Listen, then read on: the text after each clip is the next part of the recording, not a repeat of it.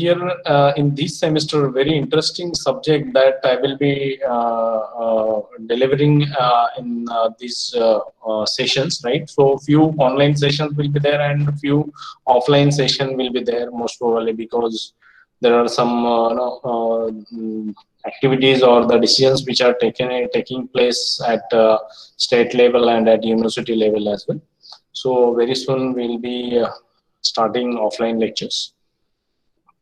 See, the subject that I taught last time, it was digital electronics and logic design, right? So in that particular subject, we discussed about the different gates, the flip-flops and logic families and the PLDs, then the ASM charts and all.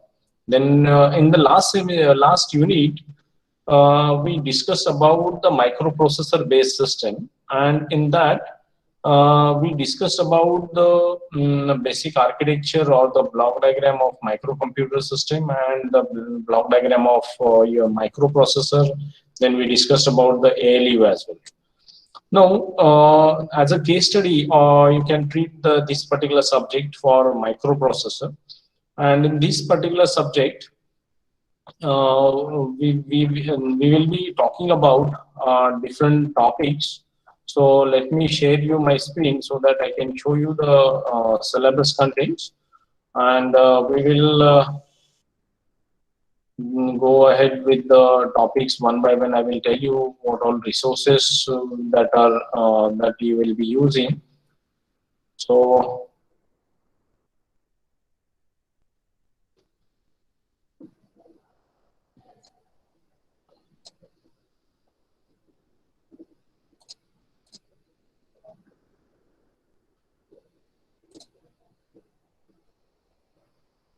okay, so I started my sharing screen.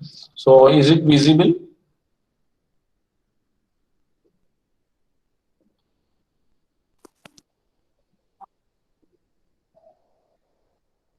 Is it visible? Yes, sir. All right. You can unmute and you can give your answer. See, in this particular subject, as mostly we will be having one-to-one interaction, or we will be having group discussions, not possible group discussion, but then at least we will be interacting on voice, right, mode. Mostly we'll try to avoid text mode, because here it is expected that we should understand this particular subject in detail. As a foundation, you can see in this particular subject, the foundation prerequisite course was the digital electronics, is the digital electronics and logic design. So as per the syllabus design, the connectivity or the references of the previous semester subject is given. The examination, I think everyone is aware, midterms 30 marks and semester 70 marks, or both are in writing.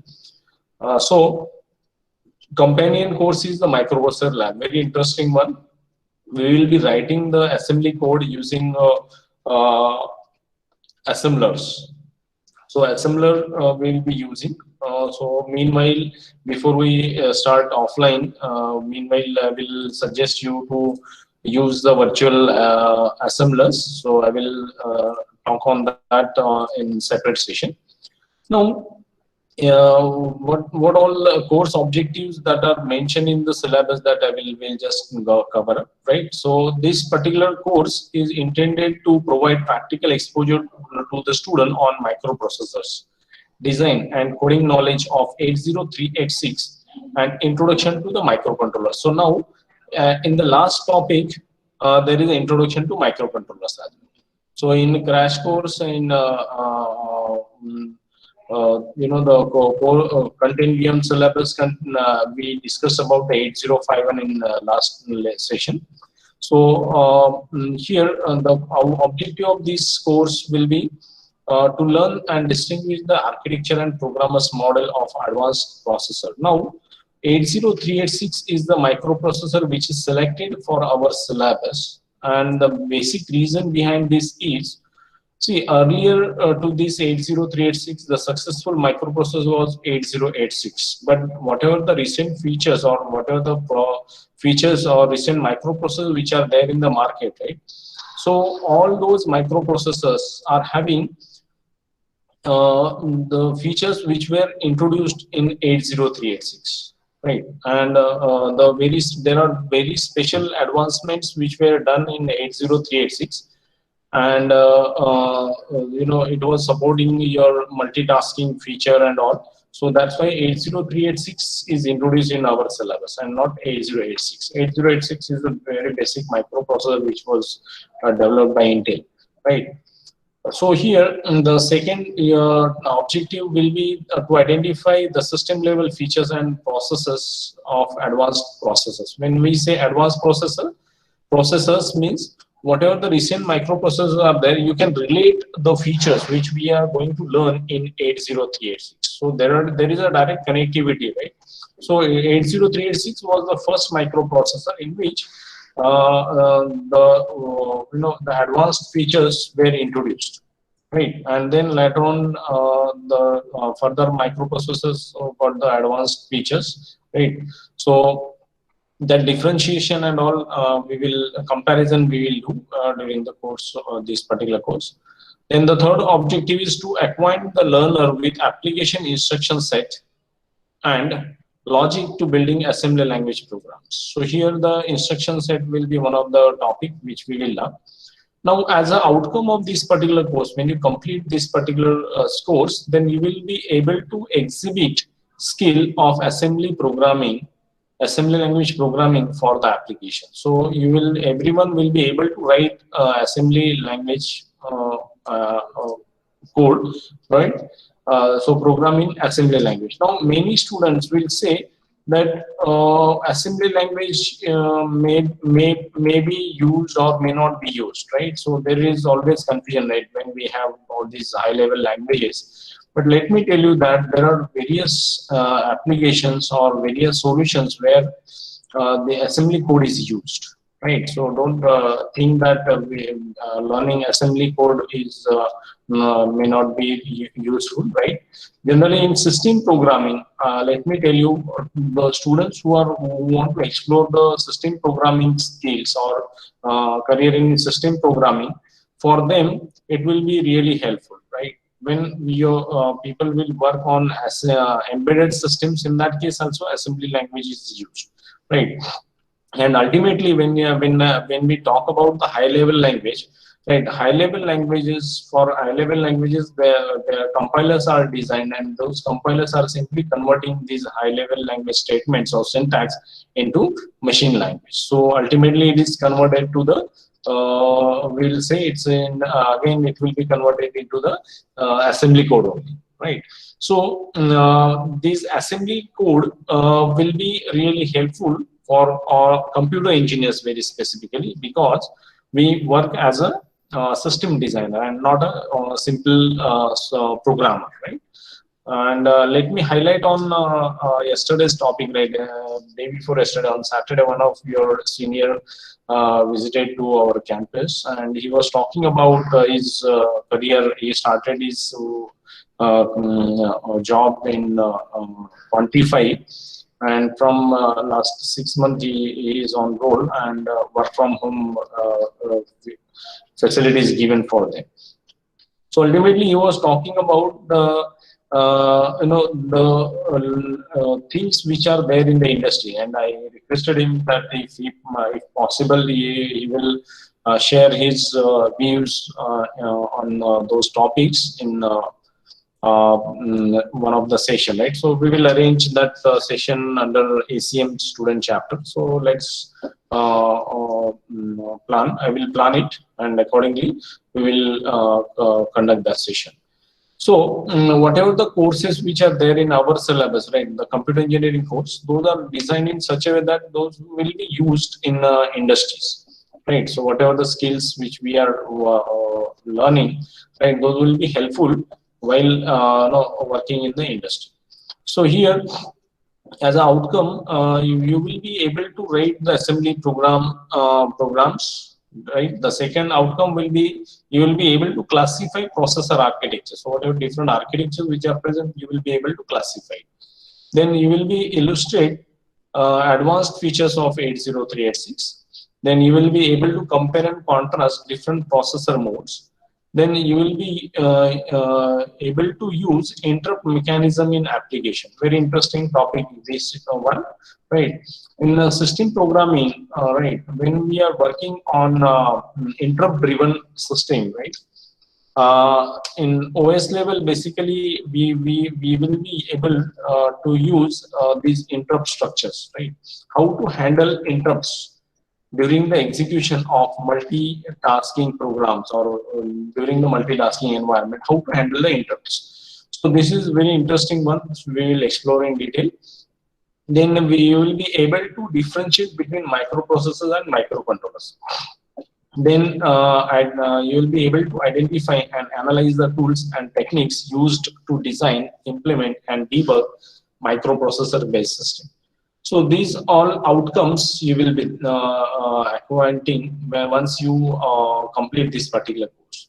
So be ready for learning the new things. So in today's session, we will just go through the syllabus. I will give you some references, right? The free of cost references will be there, right? You need not have to buy any local author book, right? Whatever the reference books are there, or whatever the Intel manuals which are present, that I will share you, and those are readily available on internet, free of cost. In Unit 1, if you see, Unit 1, it is Introduction to 80386. Now, as I told you, why 80386 is selected? Because after 8086, which was successful, right, 80186 was introduced, but that was removed from the market, right? It was not so successful, right? The application was not that much useful, so it was not successful. Then 286 was also introduced, but it is just a higher version of 8086. But when 80386 was introduced, right, the features which are which were included that made it very successful, right? Very specifically talking about the system programmer, they were able to write the system programs, right? So whatever the advanced features are there, so I will explore it, all the features. So here 80386, whatever the features were introduced, right, then their advancements, like those features were advanced in the recent microprocessors. So whatever the concepts which was introduced in 386, same is basically used in recent microprocessor with the advanced features, right? So modifications were done, right? So here, understanding these features and a microprocessor, this particular microprocessor will be really useful. So in this unit, the brief history of microprocessor. So whatever the advancements, starting from the first microprocessor to the recent microprocessor, that we'll discuss. Then 80386DX features and architecture, that we'll discuss. Then programmer's model. Programmer's model, that we'll discuss. Then different operating modes we'll discuss. Then addressing modes and data types we will cover in this. Now here in this unit itself, there is a point associated to the application instruction set. Earlier it was there in the second unit, but due to the programming requirement, it is mandatory to learn the instructions. So it was introduced in the first unit itself. As I was a part of the syllabus design committee, so we decided to switch or transfer the second unit contents in first unit. So starting with the brief history of processors and introduction to 80386, we are concluding in the first unit up to the application instruction set. And to write the instruction, write the assembly program, there are very basic things which are required, right? So those things are covered in first unit. So first thing is the you must be aware about what all features of your microprocessor, so that you can use those features. Then programmer's model, which gives you the clear idea about what different registers which are available for the programmer. Programmer's model gives you the detailed microprocessor register structures, so that you can use it in your programs.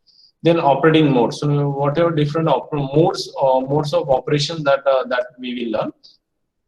Then addressing modes, as we discussed, addressing mode is associated to the way we can access the data, right?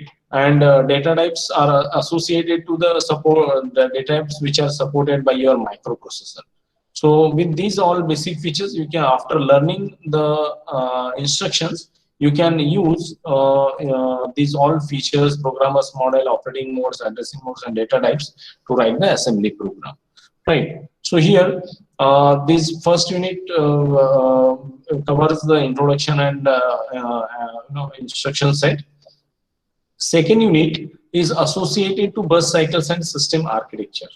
Right. In short, basically, there is a reduction in contents of this particular unit. Earlier syllabus was consisting of the detailed bus cycles, but here it is a little bit diluted, because with the basic understanding of bus cycles, you can understand the working of your microprocessor. So here, in this unit, we will talk about the initialization. Now, when we talk about the initialization, so that is associated to after resetting your microprocessor, how it starts, right? Whatever the initial register content that we will talk about, we will talk about what all initializations required to start your microprocessor in the in its modes, right? So initially, we will talk about its operating modes in first unit. But after that, we will talk about how it is switching over from one mode to the other mode, right? Then we will talk about the functional pin diagram, then functionality of various pins that we will explore. Then we will talk about the I/O organization. Then we will talk about the memory organization, whatever the different memory, how memories are basically interfaced to the 386 microprocessor. And basic memory read write cycles with timing diagram, very interesting one, right? This particular topic will carry at least 6 marks in your examination, because this particular timing diagram is associated to the synchronization between the different blocks of your microprocessor. And after understanding this timing diagram, students are getting clear vision of how your system works, or whatever your tabs may be there, or whatever because all are working with the microprocessor. So here, once you understand this timing diagram, then you will realize that okay, these all things happens whenever you execute any instructions. So timing diagram is associated that is basically started after decoding it. So after decoding it, your control unit understands that what actions are to be carried out, and then it starts the bus cycle, right? And starting the bus cycle means whatever the operation which is expected by that particular instruction, that will be completed, and once that operation is completed, that indicates it is the end of that particular bus cycle, right? So all these in detail we will explore in our coming sessions, right? Now the next one is the system architecture.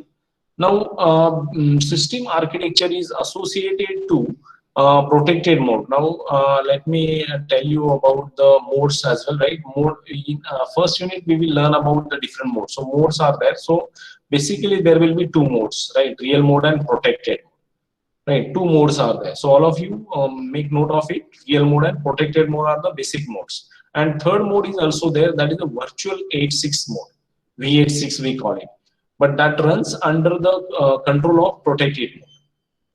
So basically two modes are there, one is real mode and the protected mode. Now this system architecture will be more focusing on the resources or the registers which are available in the protected mode, right? Now protected mode, when we talk about these modes in detail, I will tell you about how we are switching over from real mode to protected mode, and what all advanced features that we will activate after switching to the protected mode. So here in this particular topic, we will talk about the registers, system registers which are available in the protected mode. So there are several system registers which are basically used in protected mode. So to support all your advanced features, these system registers are used. it means that these registers are only accessible in protected mode. That is what the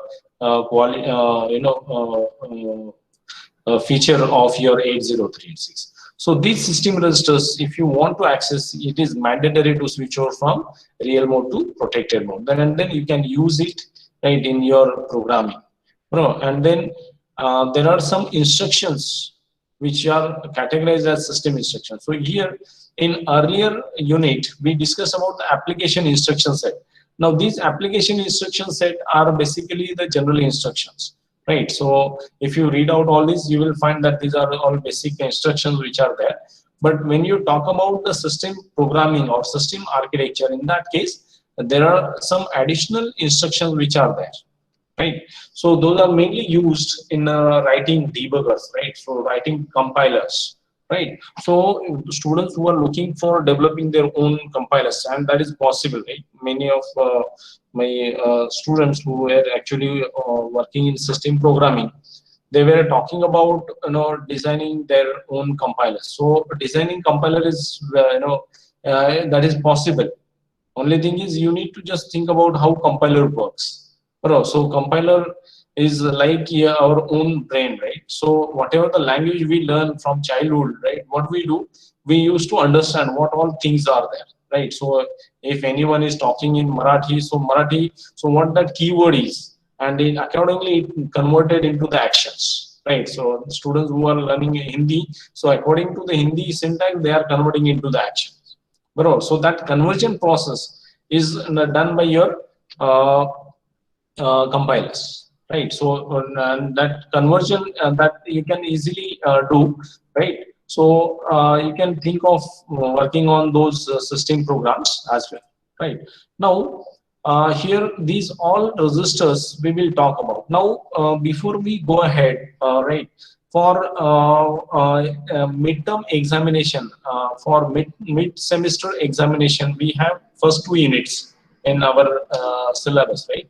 So first 2 units will be having weightage of 15 marks. So ultimately you can see in first unit and second unit, the introduction and system programming related features are there in unit number 2. Right now, the processor that we are learning 80386, it is basically a 32-bit microprocessor. Right. So this 80386 is which microprocessor? It is a 32-bit microprocessor. Now there are several registers which are having size more than 32-bit, and those are basically available in your system architecture used in protected mode. Right. So we'll discuss it in later in detail with all these topics.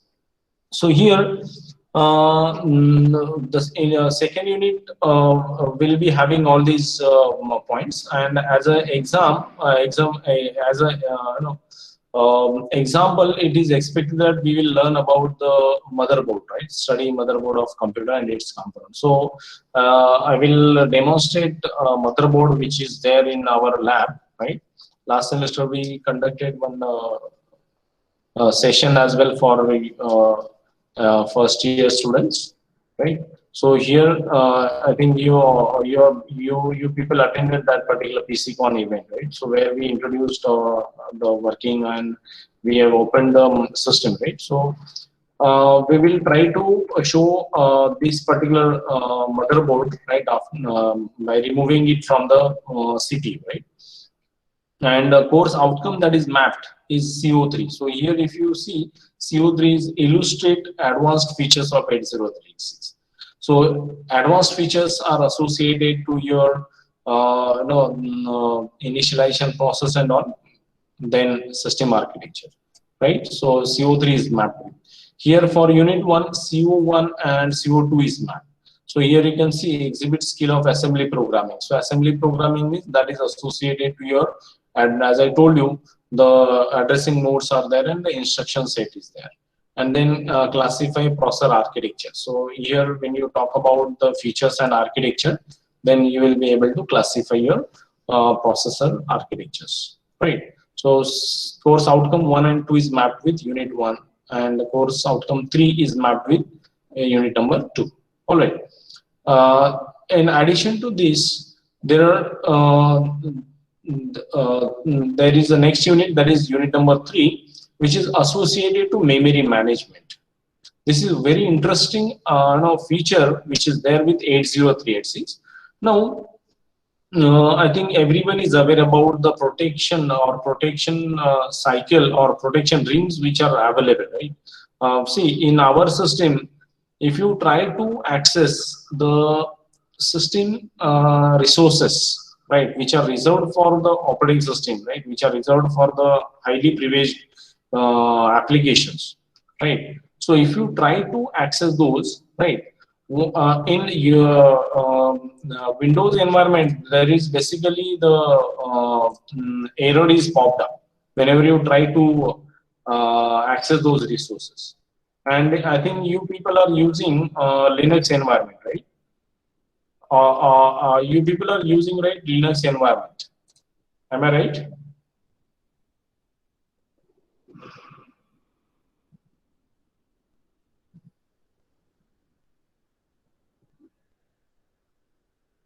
I told you unmute yourself, right? Because you can speak. It is expected that so that I can also listen, right, your voice.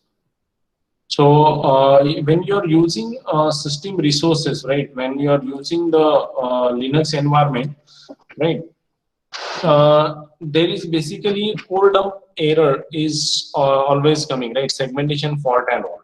So majority of the times, whenever you are trying to access the system resources which are not really made for the application programs, in that case, segmentation fault error comes, right? So whatever the memory references that we are having in our program, if we have wrong memory references which are pointing to the system resources. So, for example, the memory space which is allocated for which is reserved for your operating system, and if you try to modify the contents, so if you try to modify the contents, then that gives you the segmentation fault error. So segmentation fault message used to give system used to give you that particular error. Right. So many times it happens when you write the programs, right? Your operating system, because as there is a protection provided to all these memory blocks, so it will not allow you to access that particular memory block. So we will talk about different privilege levels and all in detail. Now here in memory management unit, how these memory or these blocks are divided, how those are basically accessed, right? Various memory locations are accessed. That everything will be covered in this unit number 3. Now, very interesting topics that we will talk about is about the descriptor table. Very interesting one, right? So all of you make note of it. Descriptor table, right? There are 3 type of descriptors which are there. One is the global descriptor table, local descriptor table, and third one is the interrupt descriptor table, right? So these are tables in detail we will discuss, and I'm sure that once you attend my lecture on these all topics, you will be very much comfortable with these topics. I was basically chairman for this particular subject from several years, right? So definitely many of the students across university, they are getting benefited from my sessions, right? I used to conduct expert sessions to those students on these topics, right, which are very critical to understand. But I'm sure that I will explore all those things which are there in my skills. So I definitely will cover. Right. Then here one work is assigned here in this. Try creating an animation by using any of or study of tools to create and access all type of possible segments in 80386. So some tools, by using some tools, we will try to access all those segments, right, which are there. And here in this again the CO map are CO1 and CO2. So CO1 is so as I told you, it is associated to the assembly language programming. So while writing the assembly programs, we will be using these segmentation related features, and then we'll be able to classify the microprocessor architecture, right? So all these descriptor table we will learn, and how those descriptor tables are accessed by your microprocessor. So to provide access to those descriptor table, there are registers which are provided associated. So you can directly associate GDDR with GDT, LDDR with LDT, and IDDR with IDT. So abbreviation of this global descriptor table is GDT. And when R is connected, R is there, that indicates it is a register.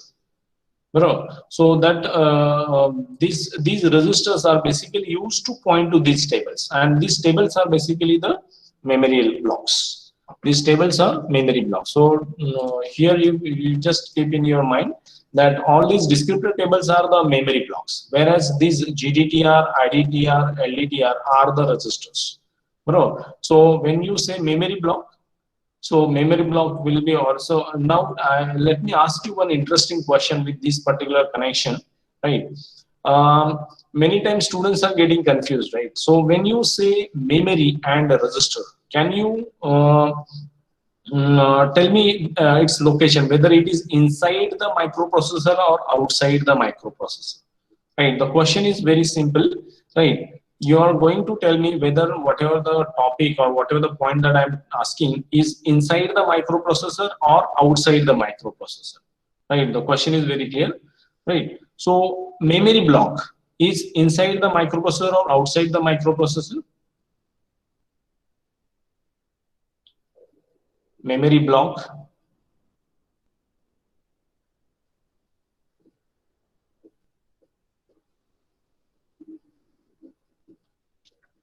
Memory block is inside the microprocessor or outside the microprocessor?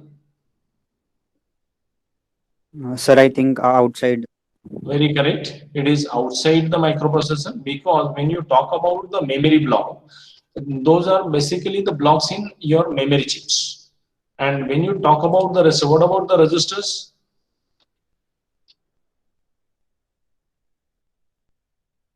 What about the registers? Registers are inside the microprocessor or outside the microprocessor? Sir, inside the microprocessor. Inside the microprocessor. Very correct. So whenever you are dealing with this particular unit, memory management unit, you will come across this particular point where you have to visualize that whatever the point or whatever the keyword that I am using, right, whether it is inside the microprocessor or outside the microprocessor, right? So whenever you talk about the memory block, it will be always outside the microprocessor, and when you talk about the register, it will be always inside the microprocessor, right? Now, addition to these descriptor table and their pointer registers, right? These are pointer registers, right? Those points to their respective tables, right? There are contents which are there in these descriptor tables. So those are called as a descriptors. Those are called as descriptors. These descriptors are available in these tables. So that's why we call it as a descriptor table. And as all these descriptors are available in the table format, so that's why we call it as a descriptor table, right? So global descriptor table, local descriptor table, and local interim descriptor table, like this, right? Now, to access those descriptors, we use selectors, right? And these selectors are the registers. So here you can easily understand, as per our earlier discussion, descriptor is available in descriptor table, right? Selector is a register, right? Selectors are the registers. So you can easily understand that descriptor will be available outside the microprocessor and selector will be available inside the microprocessor. Getting me? So everyone with me with this particular point, as I told you, descriptors are part of these tables, and these tables are the memory blocks. So ultimately, descriptor will be outside the microprocessor, and to access those descriptors, we need some registers. So we call it as a selectors, and those selectors will be available inside the microprocessor. So there are good things that we will explore in detail, right? Then segment translation, page translation, these two are the methods by which we are translating the logical address which is available in our program into physical address. So these are the methods, right? Segment translation and page translation, and very interesting topic it is. So we'll explore it in detail, right? Then the combination of both, bro. So that will be also explored, right? So ultimately, the objective of this address translation or this translation mechanism is to translate your logical address to the physical address, and physical address will be the address which is actually placed on the address bus. And when I talk about the logical address is the address which we specify in our program. As a programmer, and whatever the addressing mechanism of 80386, programmer cannot specify physical address in the program, right, in the instruction. We have only option to specify the logical address, right? As a programmer, we have to only specify any address in the logical form, and that logical address will be translated to the physical address by these methods. So segment translation, page translation, and then combination of both. So here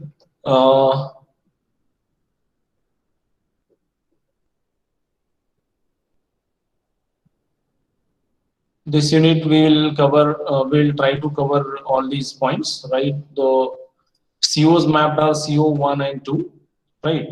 Now, here you can see the next unit is a protection. Now, very interesting one. As I told you, all your memories, memory chips or the memory, it is divided in different segments, and depending on the application which is accessing that particular memory, it is protected by the protection mechanism, right? And this was the first microprocessor where this protection mechanism was introduced, right? So that's why this particular mechanism, 80386DX protection mechanism, is having very value in this microprocessor history. So here in this unit we will talk about why protection is required, right? Then we will talk about the overview of 80386. Then we will talk about different levels of protection and protection ring that we will cover, and then the instructions associated to protection mechanism that we will discuss, and the concept of different privilege levels, right? These are the keywords which are there: DPL, CPL, RPL, and EPL, right? So when you talk about the protection levels, right? So levels are there. So we call it as a privilege level, right? PL, right? And then there are some characters which are added before PL, right? PL is what? It is a protection level, right? So here descriptor, it is basically privilege level, not the protection. It is a privilege levels, right? So there are several privilege levels which are there, and when you talk about D, so it is a descriptor privilege level. C for current privilege level, R for requester's privilege level, and E for effective privilege level. So we'll talk in detail when you cover this particular unit. So we'll discuss in detail, right? Now, in protection, when we are accessing, there are some advanced features, right, which are supporting us to access the high privileged segments, and those that is required whenever you are trying to access, say, making use of compiler. Compiler is a system programmer, right? But making use of compiler by using application program, right? That is one of the requirement. So there are several things in which we will be using the operating system features, right? So where we will be calling device drivers which are there under the control of operating system, right? So to access those device drivers, which is privileged one, so through the application program, how we can access those device drivers or the facilities or the services which are provided by the operating system. So to make this available for the application program, there is an additional feature, that is inter-privilege level transfer is provided, and there we use call gates, right? Then we will talk about conforming code segment. Then privilege levels and stacks also we will talk. Then in paging unit, we will talk about the page level protection, and then we will talk about the combination of segment and page level protection. So by means of these all concepts, we are what we are trying to do, we are trying to protect the memory blocks which are present, right? The memories which are there. So ultimately, unwanted access will be reduced with this, right? So we will cover this particular point. Then, as a case study, study about how can the security of system be compromised using call gates. So how we can compromise the security, right? So that study work that we will do, and the CO that is mapped is CO4 and CO6. So CO4 is compare and contrast different processor modes, and then use interrupts mechanism in application. So CO4 and 5 will be there. Then unit number 5, which is associated to multitasking, very interesting one. As I told you, multitasking is one of the feature that was introduced in 80386. Earlier, single function microprocessors were there. So only one process or the program that can be executed. Only one task that can be executed earlier. But with 80386, they have made it possible with the different supporting registers and data structures. So here you can see multitasking is supported by task state segment, TSS descriptor, task register, task gate descriptor, right? So these are the registers and descriptors associated to the memory blocks which are associated to multitasking. Then in this topic, we will talk about how task switching occurs and how we link the different tasks, and what all task address space is, right? So that we'll discuss. Then virtual mode, as I told you, that is the mode which is under control of protected mode. So what is the use of this virtual mode, right? Different features, and then how memory is managed and how we enter and leave from the virtual mode, that we'll discuss, right?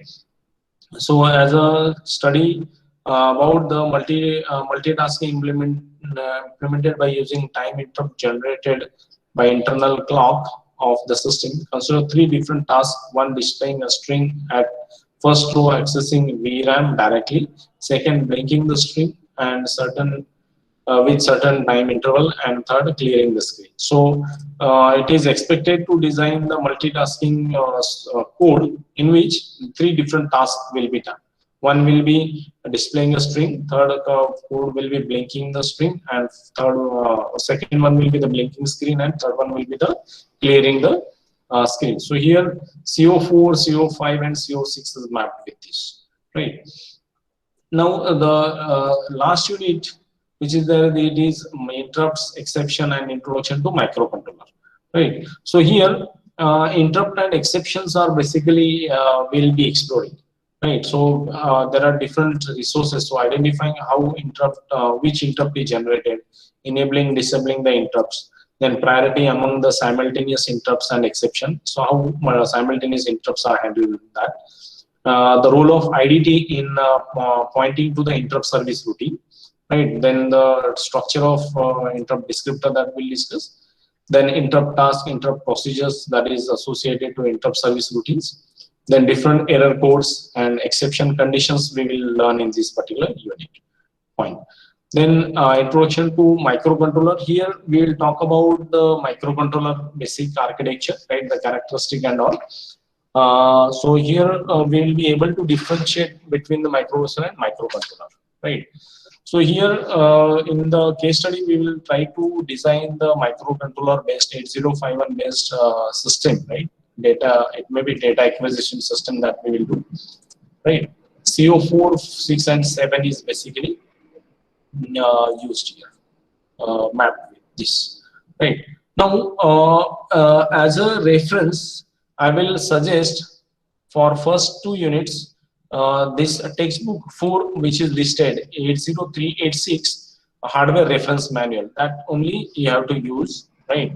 Almost all syllabus contents you will get it from these manuals. So these two manuals are there: Intel Programmers Reference Model and 386 Hardware Reference Model. These two models you have to use, right? So I will share these both models through the Drive link.